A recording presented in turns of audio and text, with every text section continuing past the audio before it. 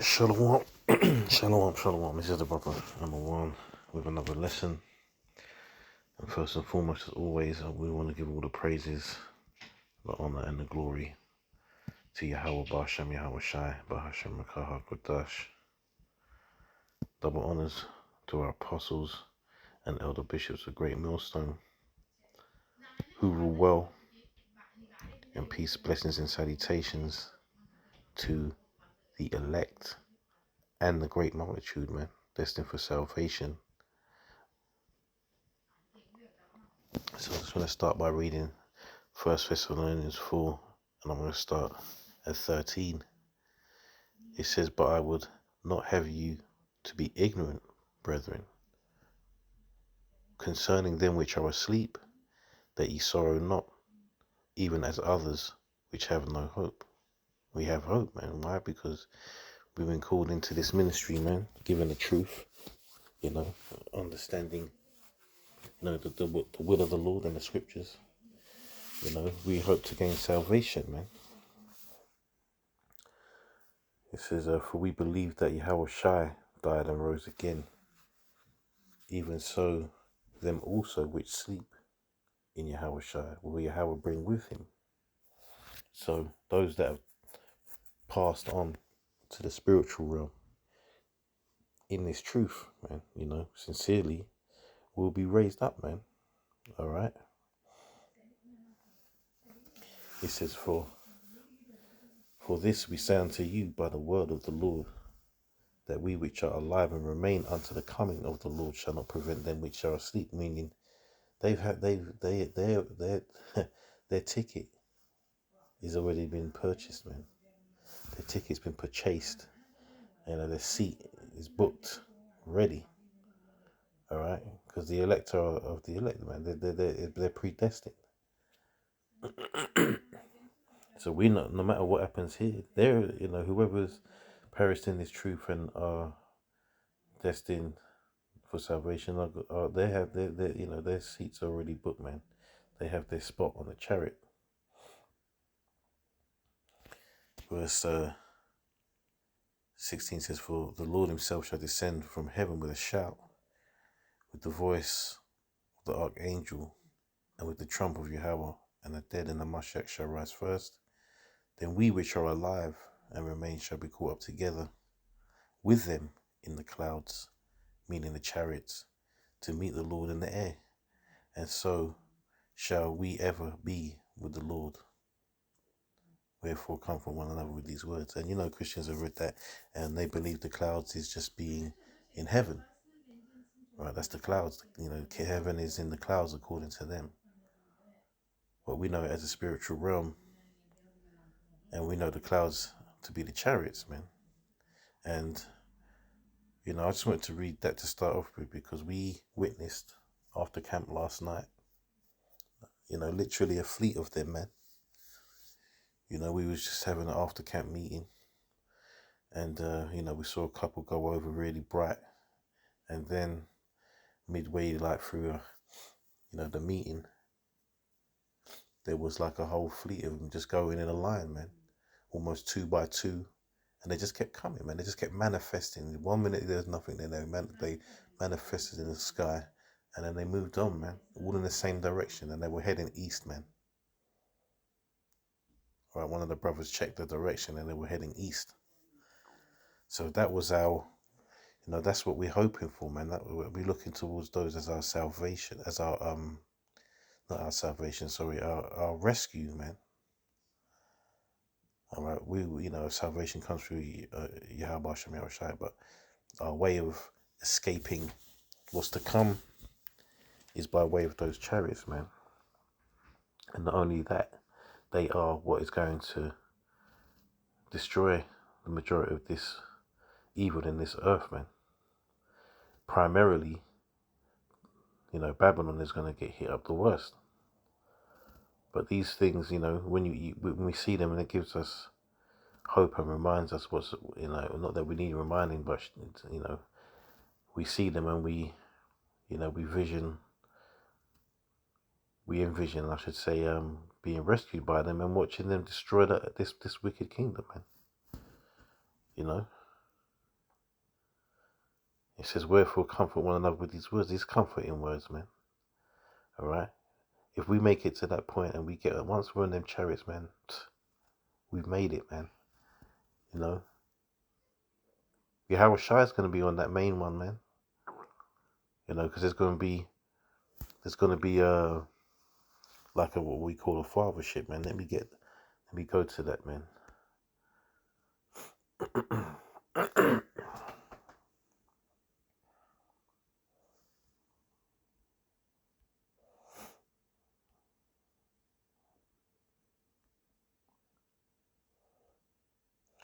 This is 2 Ezra 13.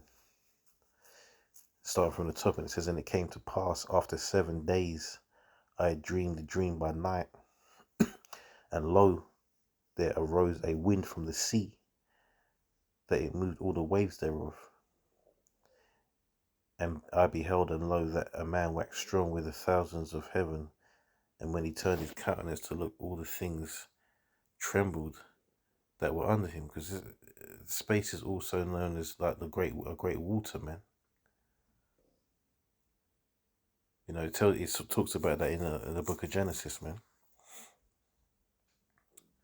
I can't remember the Hebrew name, so forgive me for that. But it says, and I beheld, and lo,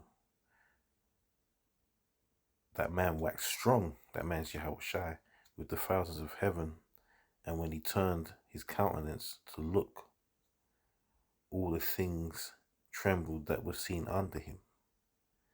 And whensoever the voice went out of his mouth, all they burned that heard his voice, like as the earth faileth when it feeleth the fire. That's the laser beams, man. So to speak, that's what we call them. You know, that's the earthly name. You know, that's always depicted in those movies about UFO invasions and whatnot. Right? And it says, and after this I beheld, and lo, there was gathered together a multitude of men out of number from the four winds of the heaven.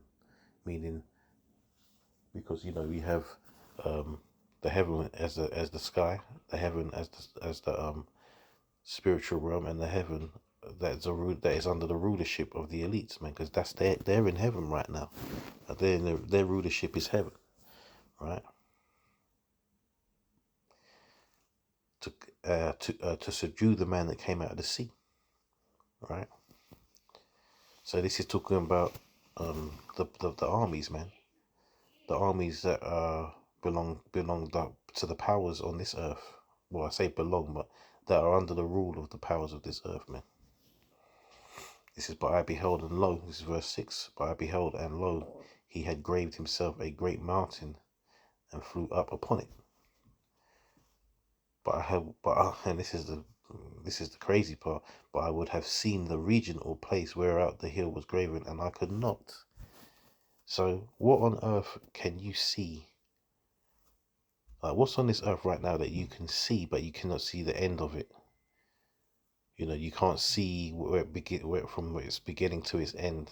That's how big this chariot is gonna be, man. This fathership, man. Like, we were getting into it yesterday. One of the brothers said that, you know, brothers can get from all parts of, you know, from major parts of the earth, get beamed into the chariot, and it's so big that you'll be on one side of the chariot and the brother will be on another side of the chariot, and they'll be from two different lands, man. You know, two different countries, man. That's crazy, right? That's the immense size. That's how the scriptures talk about you know, darkness covering the earth, man, because of the sheer size of that, right? Verse 8 says, and after this I beheld, and lo, all they which were gathered together to subdue him were sore afraid, and yet durst fight. You know, part of that is their will, that human will to survive, man. But the Lord's going to put the spirit on them to battle anyway, man. All right. Down in the valley, you know, the valley of Yahweh man. Yahweh's judgment, man. Gathering them all together so they can start throwing their nukes around, man. To destroy one another. Ultimately to be cut. It's like watching,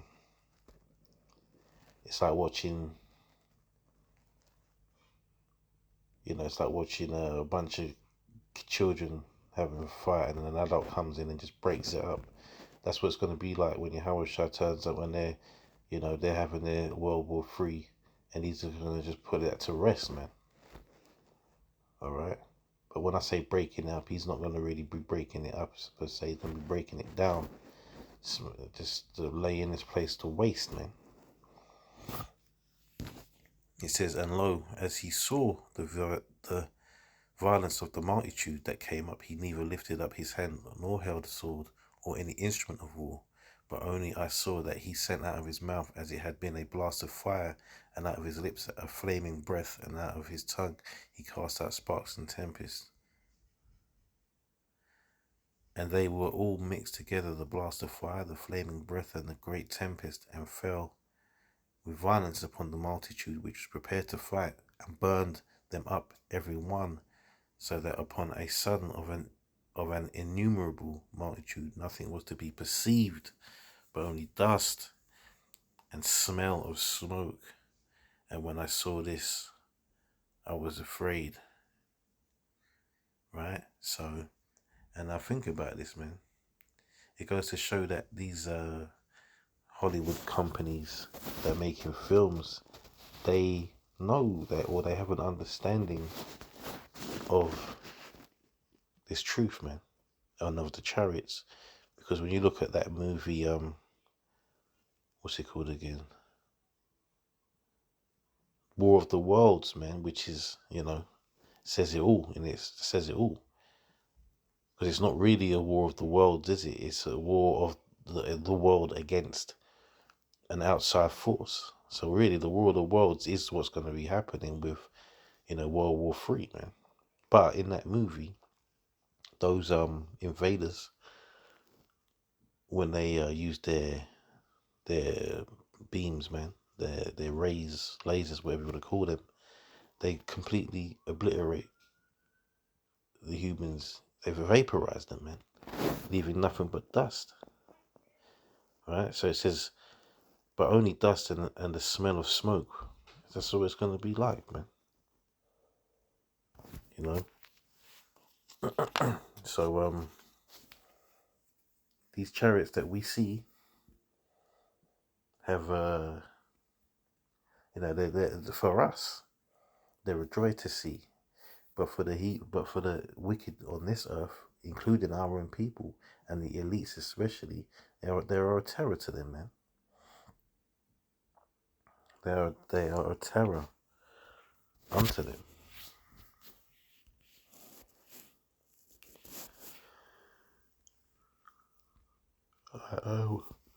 Okay. I always get this one when I'm doing a video on chariots, man. Because you need to understand what's going to happen here, man. This is Psalm 68:17 says, the chariots of the Most High 20,000, even thousands of angels.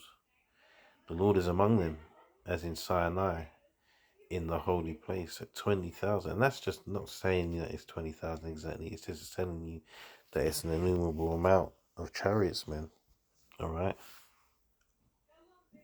that are coming to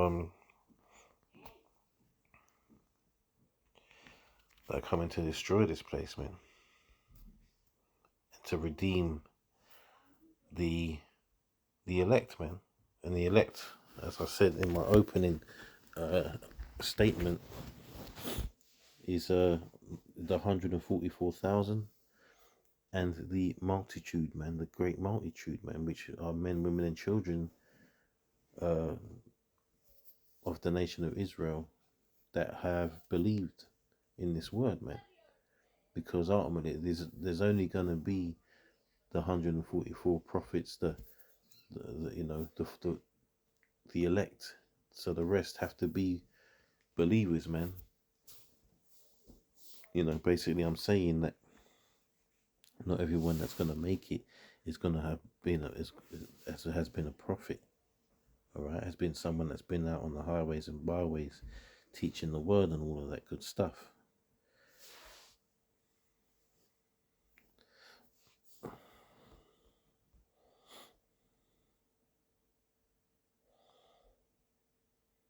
Matthew 24:29 says this: immediately after the tribulation of those days. In fact, I'll read it from there. Basically after Jacob's trouble and you know, the MOTB and all that stuff that's to come. This is what happens next. So immediately after the tribulation of those days shall the sun be darkened, and the moon shall not give her light. That's what I was talking about. And the stars shall fall from heaven, and the powers of heavens shall be shaken. Of the heavens shall be shaken. Meaning the elites, the rulers, the rulership on this earth. Those are the powers of the heavens, man. And then shall appear the sight and shaken, because what? They're going to be scared, man. Rightfully so. They know the time. They understand what's happening here. They know the time is coming. They can't. There's nothing they can do about it, man. All right. It's unavoidable. They can't stop this. Verse 30 says, and then shall appear the sign of the Son of Man in heaven, Yahushua, and then shall all the tribes of the earth mourn, and they shall see the Son of Man coming in the clouds of heaven with power and great glory. And that power, what's the power, man? Let alone his actual power itself. The power that he's coming with is the chariots and the angels, man. That's the army, man. They can't defeat the angels, man. And they damn sure can't defeat Yahushua, man. This is already written. This isn't a fairy tale, man. This is written out already, man. This is because it's going to happen. There's no getting around it. There's no stopping it. You might as well say it's happened already. It says, and he shall send his angels with a great sound of a trumpet, and they shall gather together his elect from the four winds, from one end of heaven to the other. So once again, that is the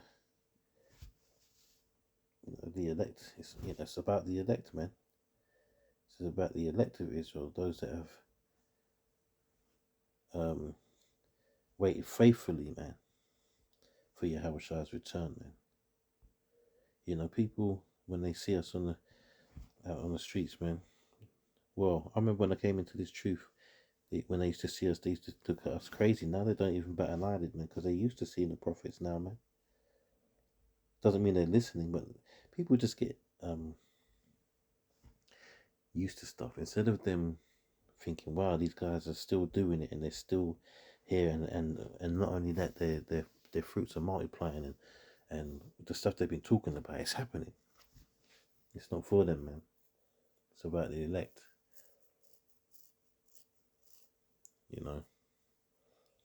And to them, we look crazy talking about a man coming in the sky, coming through out the sky in UFOs.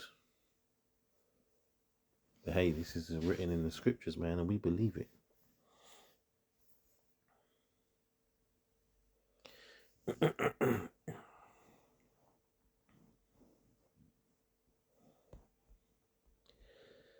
Right. So the restored remnant. See, so the remnant is what, man? The remnant is all of the elect. So that's the elect and the elect of the elect, man. So the elect is the one, basically, that portion of that great multitude, that portion of Israelites that are of Israel, man. Like I said previously, those that believe, right? It says, Isaiah 11:11 says, and it shall come to pass that in that day, the Lord shall set his hand again the second time to recover the remnant of his people. Right? The first time was what, man? Egypt. This is the second time now, man.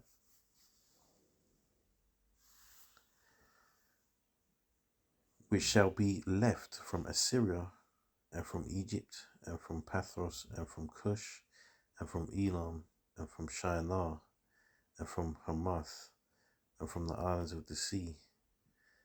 And he shall set up an ensign for the nations, and shall assemble the outcasts of Israel, and gather together the dispersed of Judah from the four corners of the earth, man. So there's gonna be there's gonna be like chariots everywhere, you know, and they're gonna be beaming up to those loyal believers, man, of our nation of people, man. And these things, man, if you'd have seen them, if you'd have seen these chariots last night, the way they move is just, it's in perfection, man. You know, you'd have two flying, one in front of the other, and the space in between them would not change, man. It was pure perfection. You know, their direction was almost identical in the way they were going, if not identical, but it was hard to tell with, you know, just my human eyes, man. But there's something different, man. And these people are gonna see, they're gonna understand that there's no way that the American government has one locked away in its basement in Area 51 or whatever the fuck it's called. They check Salakia for it just winds me up when I hear that talk, man. These are things that can't be shot down. They don't crash, all right? They move through the spirit, man, all right? They can't be taken down like that. It's impossible. And that's just the pride of Babylon and Esau to think that they could have one of those in their possessions. They're talking in their arse, man. You know, basically. You know, these are so beautiful to see it, man. Especially when all the brothers are there, you know, to experience it. Let me get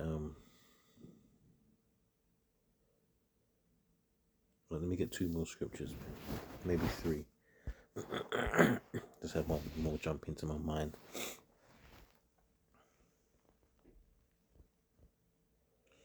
What do I want now? Wisdom.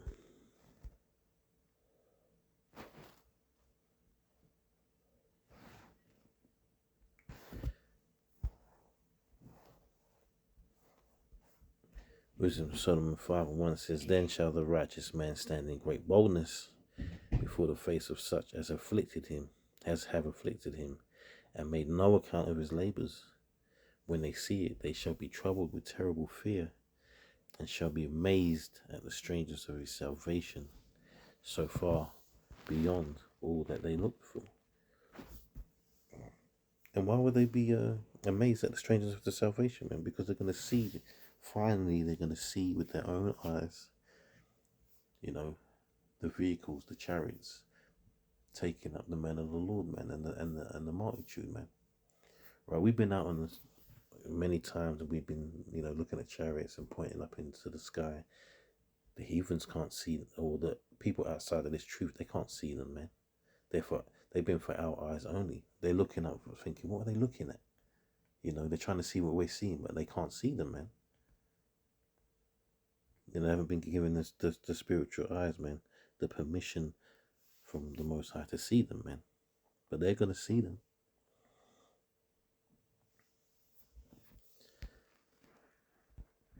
And I'm not gonna read the rest. I don't want to read that point, man. Because I want to get Revelation 1.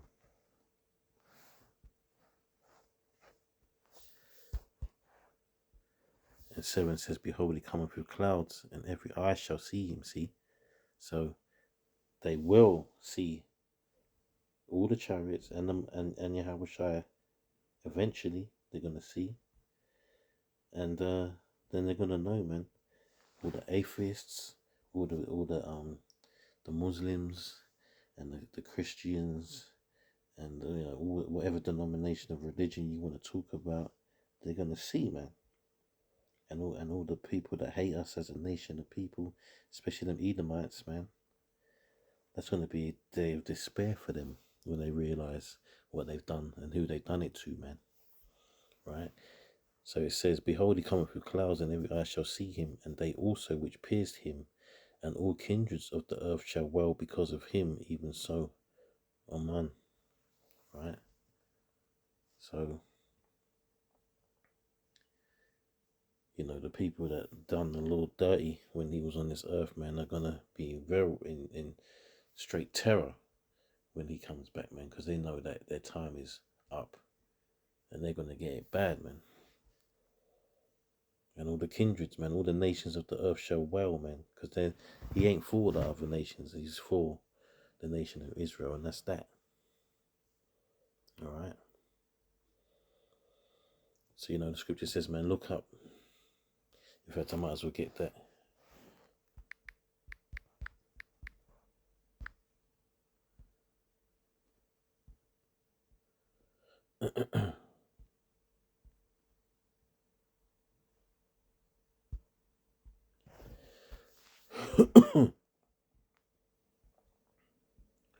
Luke 21:25 says, and there shall be signs in the sun and in the moon and in the stars. And this is Yahushua speaking. And upon the earth, distress of nations with perplexity, the sea and the waves roaring, men's hearts failing them for fear and for looking after those things which are coming on the earth. For the powers of heaven shall be shaken, which we read previously in Matthew 24. And then shall they see the Son of Man coming in a cloud with power and great glory. And when these things begin to come to pass, then look up and lift up your heads, for your redemption draweth nigh. All right, so it's all right to look up and see the chariots and have your faith increased and your spirit raised. But remember, man, we ain't getting on those things.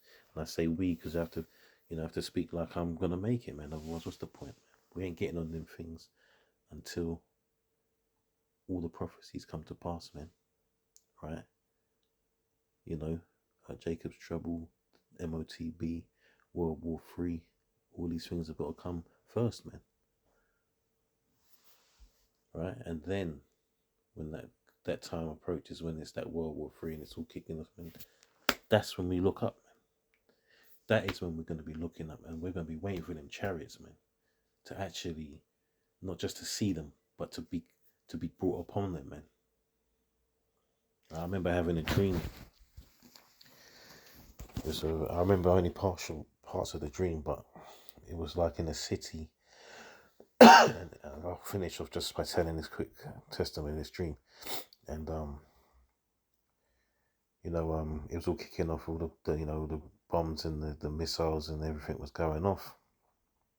And I was looking up, and a chariot appeared, and it was it was beaming me up. And this is just the dream interpretation, so I don't know it's going to happen like how it's going to be, but it was beaming me up, and I'm shooting up into the air to the chariot, and I can't remember which way it was, left or right, but I looked to one side of me, and there was another brother of the elect getting beamed up, and we saw each other, man. We saw each other, and we was in such, I don't want to use the word, we were in such elation, I used that word, man, at the fact that we were getting taken up together, and the joy that we saw that we had for each other getting taken up into the chariots, man. That was that's a beautiful thing, and that's what we're waiting for, man. So yeah, I'm gonna close out there, and I'm gonna finish by giving all praises, honor, and glory once more unto Yahweh, Bahasham Yahweh Shai, Bahasham Rakah HaKadosh. All this was edifying, and I say shalom to the next lesson, man. Shalom.